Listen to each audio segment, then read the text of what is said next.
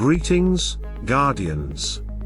This is Olympus Alliance, and today we're breaking down one of the most important decisions you can make for your team, choosing between two absolute frontline monsters.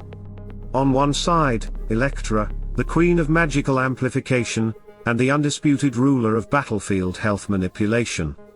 On the other, Julius, the king of shields, the cornerstone of physical attack support and one of the most reliable tanks to ever join Dominion. Both of them are powerhouses, both of them manipulate the front line in totally different ways, and both of them can completely change how your team performs depending on what you build around them. Electra is unlike any tank before her. When she was released, players expected another bulky defensive wall. But what we got was something much more dangerous. She is a tank that doesn't win by resisting damage, she wins by amplifying your magic team's destruction. Her power comes from massive health scaling, magic amplification, disruption, control and this strange signature effect where she turns the front of the battle into a zone of pure magical amplification. The farther the enemy tries to push, the more Electra turns that pressure into power for her allies. Her health pool that skyrockets as you build her, and her ability to boost your magic attackers makes her one of the most influential tanks in the current magic meta. You feel Electra's presence instantly when heroes like Iris, Tempest, Folio, Zesha, or even Kai are in the backline. Every hit becomes harder. Every skill becomes stronger. Every moment the enemy is forced to hit her by her ultimate, the damage escalates even more. And then comes her healing surge, the moment she activates Pain's Embrace, forcing everyone on the opponent team to hit her, creating a perfect window opportunity to the allies to strike harder and strike hard. Unlike other tanks who simply stand in front and take hits, Electra transforms damage into tempo. She turns enemy aggression into an advantage. And when paired with Polaris or Tempest, she becomes almost unfair. Your magic carries simply operate at a higher level. Now on the opposite side of Dominion's frontline, we have Julius, the thickest wall of steel and runic engineering ever created. When he arrived, he didn't just introduce shields. He introduced the concept of stacking shields, shields that multiply, shields that grow, shields that protect from physical and magic damage. When Julius casts, it's not just protection, it's survival multiplied.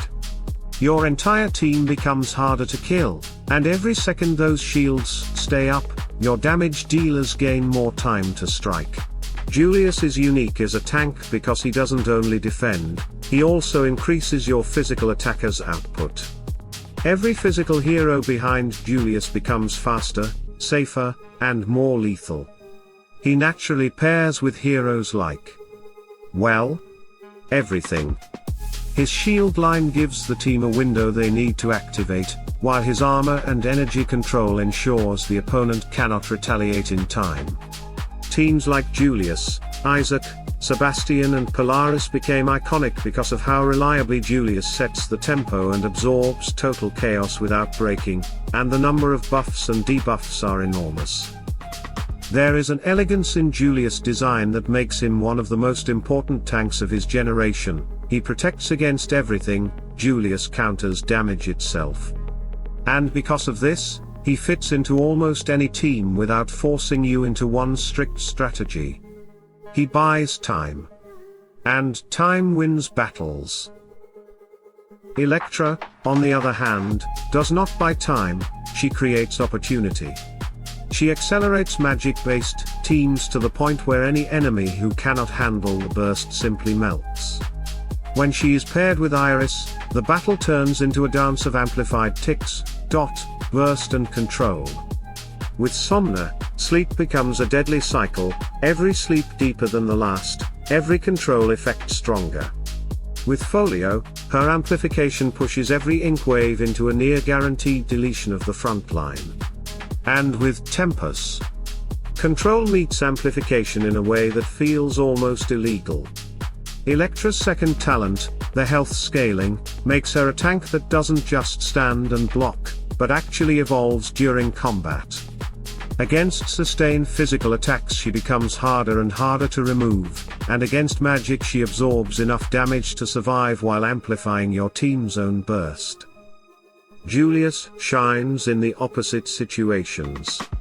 When you are dealing with high burst, physical or damage, Julius is the one that stabilizes everything. When you need consistency, he provides it. When you need to keep a fragile carry alive for one more second, Julius does it. Kayla lives because Julius protects her initial jump. Dante survives because Julius shields him from sudden burst. Isaac thrives because Julius keeps him alive while he silences and punishes magic. Even Yasmin becomes more reliable because Julius buys the time required for her assassination pattern. And of course, any hero who has critical hit chance will benefit huge with Julius' weapon artifact. He increases the entire team that critical hit chance. So while Electra answers the question, how do I push my magic team to the maximum damage possible? Julius answers, how do I survive absolutely everything and let my damage dealers do their job? Electra is aggression. Julius is resilient. Electra is magic dominance. Julius is universal survival. And now we have to talk about counters, because these two operate in completely different environments. Electra fears very heavy physical damage that she cannot slow down fast enough. Heroes like Yasmin will track her until she's down, because with no armor or magic defense, Electra is the cake that Yasmin wants desperately. Oya can pressure her if she is not properly supported, and let's not forget the biggest counter of Electra. Stun. Yes, a hero who can stun her won't let her do her abilities, and Jorgen is also a good counter because of his ability to drain energy, will make Electra ultimate hard to happen. She also struggles if she is isolated or paired with the wrong backline. Julius, on the other hand, fears control, magic amplification, energy manipulation and heroes that bypass shields through mechanics like increasing ticks, amplification stacking or layered debuffs. And yet, even then, Julius often holds longer than expected. So who should you build first? That depends entirely on your team identity. If your strength, your enjoyment, your natural playstyle sits inside magic amplification, if you love watching Iris explode teams, if you love control compositions with Somna, Polaris, Tempest and Folio, then Electra is not just a tank, she is your engine. She is your multiplier. She is the one who elevates your team from strong to destructive.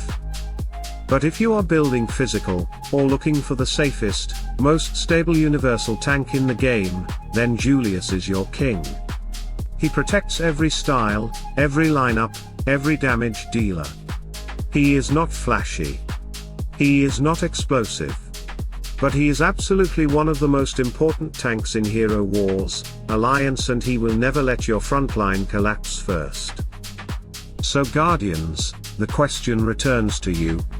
Would you rather command the Queen of Magical Amplification, turning your magic lineup into monsters? Or would you rather lead with the King of Shields, the ultimate protector who guarantees stability, survival and consistent tempo? And that's the story, Guardians. Two heroes of their own worlds. Electra, the Queen of Magical Amplification and Health Scaling Resilience, and Julius, the King of Shields, Protection and Physical Dominance. Different roles, different paths. But both absolute monsters when used with the right strategy. So now it's your turn.